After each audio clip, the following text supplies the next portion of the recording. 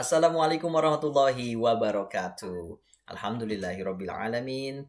Allahumma salli ala Sayyidina Muhammad wa ala ali Sayyidina Muhammad wa ajil farajahum warzuqna fid dunya ziyaratahum wa fil akhirati syafa'atahum. Hello everyone. Hi. Annyeonghaseyo. See, right, Korean fever nih, Korean drama fever.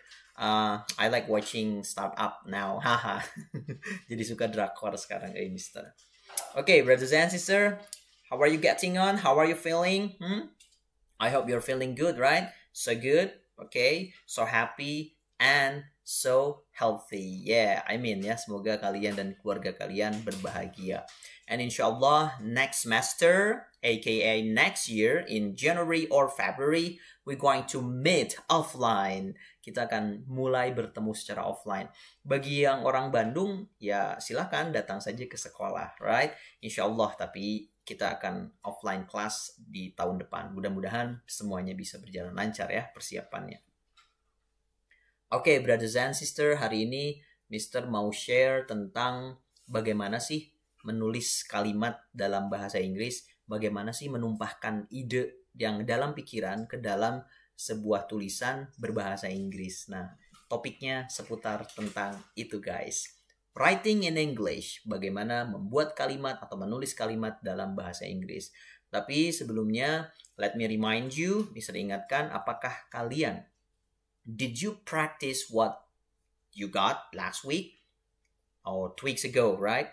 Did you practice it? Apakah kalian mempraktekkan bagaimana speak faster, bagaimana cara bule berbicara lebih cepat, yang pakai contraction itu, yang pakai connected speech itu? I hope in your daily life, in your daily activity, you always practice or you always use that technique, that speaking technique, speaking faster, license, using common contraction in your daily conversation, right? Jadi step by step, semoga conversation kalian bisa terasah, guys. Meskipun latihannya ya sehari semenit, 5 menit, 10 menit, gak apa-apa. Yang penting try to speak in English, okay? Alright, without further ado, kita akan belajar bagaimana writing in English. Bagaimana sih cara menulis kalimat dalam bahasa Inggris? Nah, kalian tentunya harus mengenal dulu nih pola susunan kalimat dalam bahasa Inggrisnya, supaya memudahkan kalian dalam menumpahkan ide ke dalam bahasa Inggris saat menulis, right? Atau saat berbicara. Jadi kontennya pada hari ini adalah kita akan mengetahui sentence definition, definisi kalimat itu apa. Kemudian sentence patterns, mengenal pola susunan kalimat. Dan ketiga dan keempat adalah kalian akan diberitahu bahwasannya ada sentence pattern itu ada 7, 1 sampai 4, dan di keempatnya ada 5 sampai 7. Alright? Oke, yang terakhir adalah sentence structures, mengenal bentuk atau struktur kalimat. Ini nanti terakhir aja. Okay guys, before I continue, I've got a joke first. Let me tell you a joke. It's about, tapi ketawa ya, minimal senyum lah. Oke, ini dia. Ada si Peter sama Father. Daddy, I got 100 marks in school today. Why? That's wonderful. For what did you get 100 in? Peter, 30 marks for math, 50 marks for English, and 20 marks for science. Altogether, 100 marks, Daddy. Daddy-nya langsung, insecure gitu ya. Terus nggak jadi ngasih uang ke si Peter buat akhir tahun baruan nanti. Senyum atuh guys. Alright, welcome guys. So, saatnya kita belajar apa sih sentence itu, apa sih kalimat itu. Jadi, ini adalah definisi sentence. Sentence atau kalimat merupakan susunan dari kata-kata yang memiliki pola tertentu dan membentuk satu kesatuan yang bermakna dan dapat dipahami. Right? Ingat, kalimat itu membentuk pola tertentu. Berarti ada polanya nih, nggak bisa sembarangan. Dan harus bermakna dan dapat dipahami. Alright? Jadi, kalau ada kata banyak tapi tidak bisa dipahami atau tak bermakna, itu bukan kalimat utuh, tapi fragment sentence, right? Nah, syarat utama sebuah kalimat sebetulnya cukup ada 2 saja. Sederhananya begitu. Kalau mau ngomong, asal ada subjek dan verb, ya sudah gitu. Itu sudah dianggap sebuah kalimat yang memiliki makna atau dapat dipahami. Contohnya, subjeknya di sini I, verbnya go. I go, right? Itu sebuah kalimat. Syaratnya karena sudah terpenuhi subjek dan verb. David is an actor. David adalah seorang aktor. See, mana subjeknya? David. Kemudian verbnya mana? Is. Ingat ya, is itu verb to be, RM is. Ketemu dengan teteh Ana, masih ingat? Adjective, noun, adverb di kalimat nominal. Last year, waktu kalian kelas 10, kalian belajar itu kan. Nanti kita review ya, kalau udah ketemu di kelas offline nih. Oke, kemudian next example-nya, come here. Loh, ini kok nggak ada subjeknya, pelakunya? Pelakunya guys, di kalimat imperatif, contohnya nih, imperatif itu kalimat perintah. Come here, listen to music, kemudian call me, right? Itu namanya kalimat perintah atau imperative sentence. Subjeknya adalah hidden, disembunyikan. Sebetulnya subjeknya adalah you. Kenapa? Yang namanya kalimat perintah itu kan dari kita untuk orang yang ada di hadapan kita atau yang sedang berbicara dengan kita. Sehingga you don't have to use you di kalimat tersebut, right? Jadi you come here. Nggak perlu karena imperatif kalimat perintah ya udah, hey, come here please gitu, right? Oke, kalian nanti bisa bikin contoh masing-masing guys. Jadi itu syarat utama sebuah kalimat, minimal ada subjek dan verb. Oke. Nah, bagaimana cara menyusun sebuah kalimat bahasa Inggris yang baik dan benar? Nah, berikut ini guys, ada 7 pola susunan kalimat, right? Supaya menjadi kalimat yang utuh atau complete sentence. Pola yang pertama, nah ingat-ingat. Pola yang pertama sebetulnya sama dengan contoh, subjek dan verb. Sudah cukup. Right? Contohnya, the bird flies, burung itu terbang. The boy cried, anak itu nangis. Udah. Jadi, untuk di pola pertama ini, verb atau kata kerja yang digunakan adalah intransitif atau kata yang tidak memiliki objek, right? Apalagi guys, tolong sebutkan kata yang tidak memiliki objek. Maaf, ngopi dulu ya.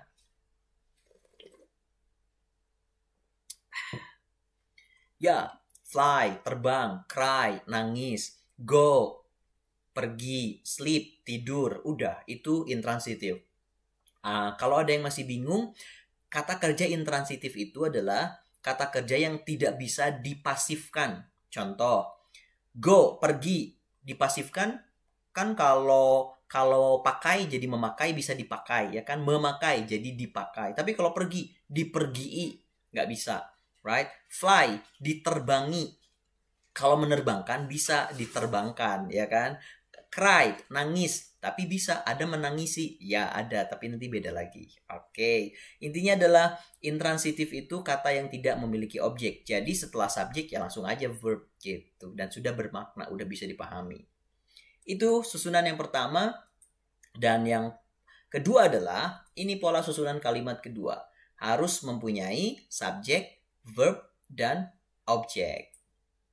Kata kerja yang digunakan dalam pola ini adalah kata kerja transitif atau kata kerja yang membutuhkan objek agar kalimatnya jelas dan mudah dipahami. Nah, contoh guys. Nih, transitif ya. Transitif itu butuh objek. Contoh, my father writes. Ayahku menulis. Kan ada pertanyaan, menulis apa? Tambahkan objek, a letter misalnya. Menulis sebuah surat. Bukti bahwa kalimat yang pola susunan kedua ini bisa dipasifkan karena memiliki kata kerja transitif dan objek. Kan bisa dibalik. Ayahku menulis sebuah surat ditulis oleh ayahku, gitu kan? Nah, yang kedua contohnya, my mother bought some vegetables. Ibu saya membeli beberapa sayuran. My mother-nya subjek, bought-nya verb, some vegetable-nya objek. Nina held a meeting. Nina mengadakan sebuah rapat. Nina subjek, held verb, a meeting, objek. Simple ya. Good. Sekarang kita ke pola susunan kalimat ketiga. Nah, ada pola subjek, verb, dan adjective. Subjek, pelaku, kemudian action, verbnya, predikatnya, dan ketemu langsung adjective. Wah, gimana nih caranya? Nah, kata kerja yang digunakan, ini khusus guys. Kata kerja yang digunakan dalam pola ini adalah namanya linking verb, seperti to be, RM is gitu ya, bisa. Kemudian become, get, look, seem, taste, sound, smell, feel, dan etc. Pelengkap dalam pola ini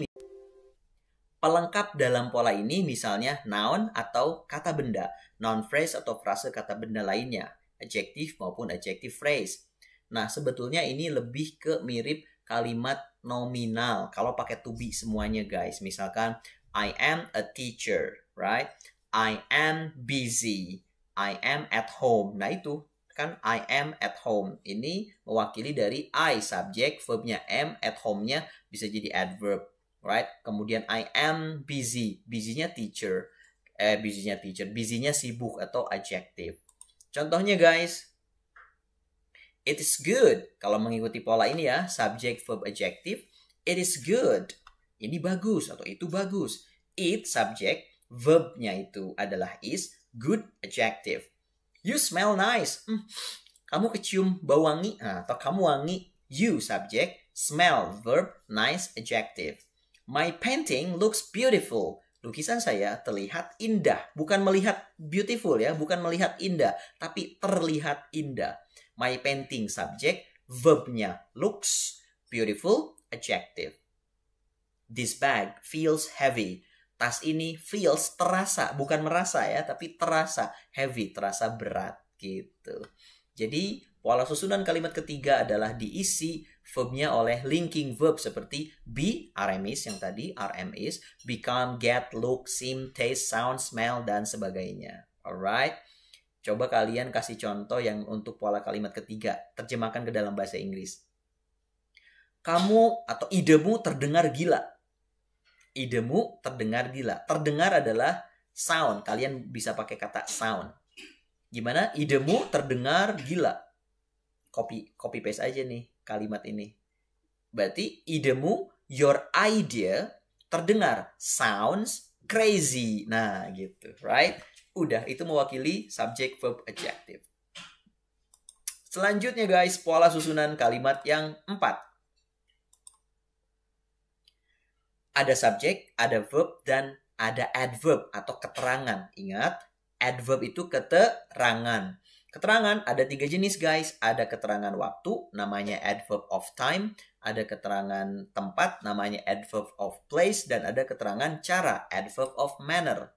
Dalam pola ini, kita dapat meletakkan kata keterangan. Misalnya adverbial phrase, frase kata keterangan, prepositional phrase, frase kata depan, maupun noun phrase, frase kata benda. Contohnya guys, my mother will come in 2 days. My mother subject, verbnya will come, akan datang, in 2 days, dalam 2 hari. Nah, ini in 2 days adalah adverb of time, kata keterangan waktu. Oke. Alfio is at the hospital. Alfio ada di rumah sakit. Alfio-nya subjek, is-nya verb, at the hospital itu keterangan tempat atau adverb of place. Nah, gitu guys. Yang terakhir, Nina goes to Bali every month. Nina pergi ke Bali setiap bulannya. Nah, Nina subjek, goes itu verb, to Bali, right? To Bali itu kata keterangan tempat, every month kata keterangan waktu. Oke, jadi lengkap ya. Adjektif sudah, adverbnya juga sudah. Oke. Ini apa? Oh, ini mah contoh. Oke. Next. Alright. Kemudian pola susunan yang kelima. Nah, di pola susunan kelima ini memiliki keunikan guys. Jadi setelah verbnya itu ada 2 objek. Pertama, subjek. Nih susunannya ya. Subjek dan verb wajib ada. Kemudian disusul atau diikuti oleh objek 1 and objek 2. Objek pertama dan objek kedua. Bukankah sesuatu yang tidak mungkin bahwa bukanlah sesuatu yang tidak mungkin bahwa sebuah kalimat terdiri dari 2 objek. Objek pertama merupakan objek tak langsung, sedangkan objek kedua merupakan objek langsung. Apa yang dimaksud dengan objek langsung dan objek tidak langsung? Objek langsung adalah objek yang langsung dari verb, sedangkan objek yang tidak langsung bukan objek langsung dari verb. Contohnya guys, contoh kalimat berobjek nih. They gave the apple to me. Oke, mereka memberi apple kepadaku. Objek langsungnya apple, karena apple-nya langsung dari mereka kan. Oke, kemudian to me. Nah, ini objek yang tak langsung. They gave me the apple. They gave me the apple. Tinggal dibalik saja guys. Dibedakan Kalau me jadi objek tak langsung, di sini pakai to ya, preposition. Tapi kalau me jadi objek langsung saja. They gave me the apple. Oke. Kemudian yang kedua, Nina wrote a letter for me. Nina wrote me a letter. Sama aja artinya, right? Ada dua objek di sini. Yang ketiga, she told a story to us. She told us a story. Jadi kalian tinggal pilih saja mau yang pakai modifikasi to atau mau pakai for. Yang penting kata kerja tersebut memiliki dua objek. Oke. Gitu ya. Kalau diartikan coba. They gave me the apple. Mereka memberiku apel.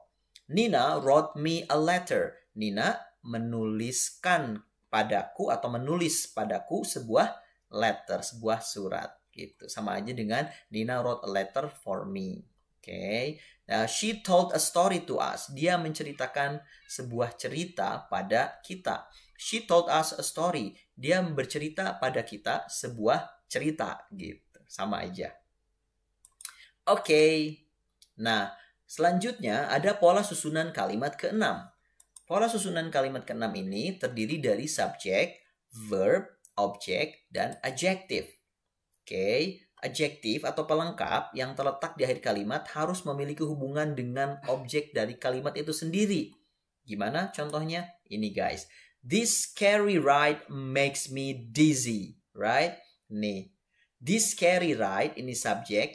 Makes-nya ini verb. Me, objek, dizzy. Nah, jadi dizzy di sini harus berhubungan langsung dengan si objek. Jadi kalau diterjemahkan, wahana yang menakutkan ini membuatku pusing. Misalkan naik roller coaster gitu ya. Atau bisa juga kalian modifikasi. You make me crazy. Nah, kayak gitu.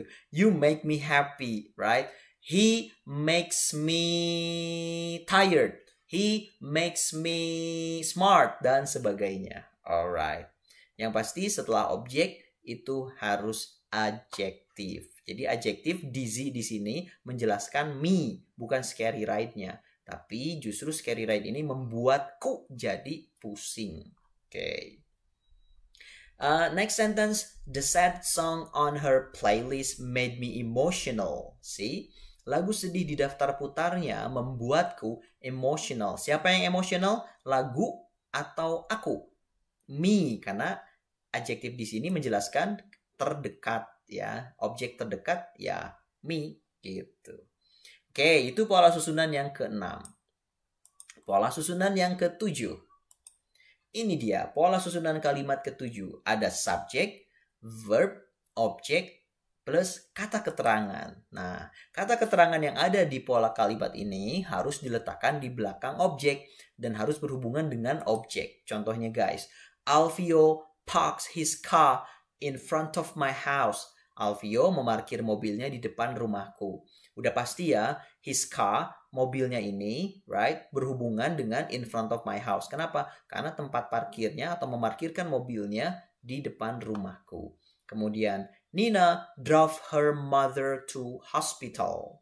Oke, mengantar ibunya ke rumah sakit nih. Objeknya her mother, kemudian kata keterangannya to hospital. Ini ada hubungannya her mother to hospital karena diantar oleh Nina. Kemudian my painting is sold in the exhibition, right?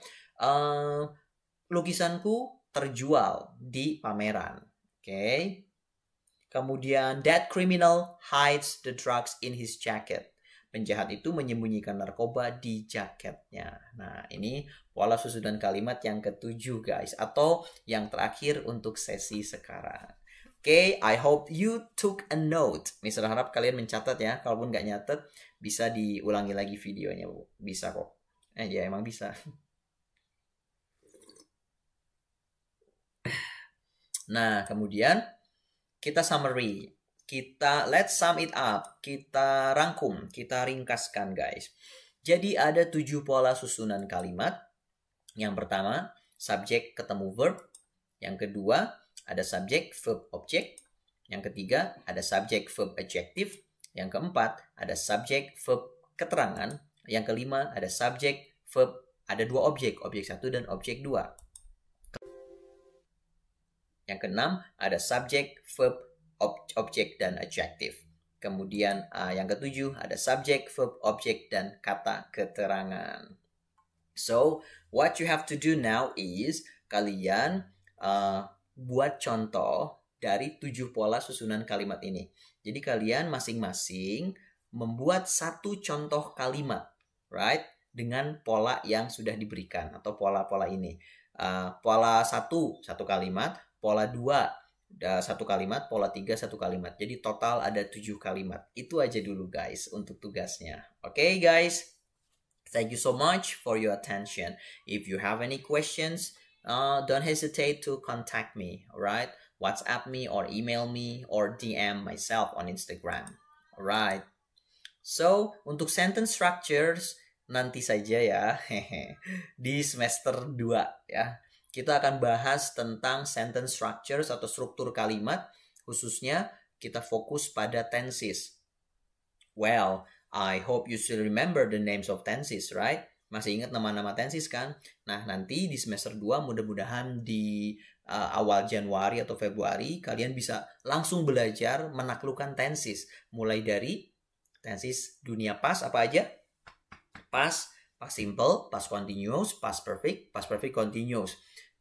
Kemudian tenses present simple, present continuous, present perfect continuous. Masih ingat itu kan ya? Oke, masih ingat? Pastilah di kelas 10 udah pernah. Jadi tenses itu adalah ya berbicara tentang waktu dan perubahan verb kata kerja. Nah, kita akan bahas itu nanti di akhir semester 2. Alright, di awal tahun ya. Ya, di akhir semester 2. Oke, be patient jadi ya. Alright, thank you guys. Dan untuk PR-nya, Mister tunggu di WhatsApp saja. Gak usah repot-repot pakai Microsoft Word atau apa. Langsung saja WhatsApp me. Kirim lewat WhatsApp aja. Semoga semuanya mengerjakan ya. Yang menonton ini tapi jarang mengerjakan PR, lihat aja nanti Januari. Kalau ketemu, ya ini aja. Okay guys, thank you so much. Forgive me if I make a mistake. Wassalamualaikum warahmatullahi wabarakatuh.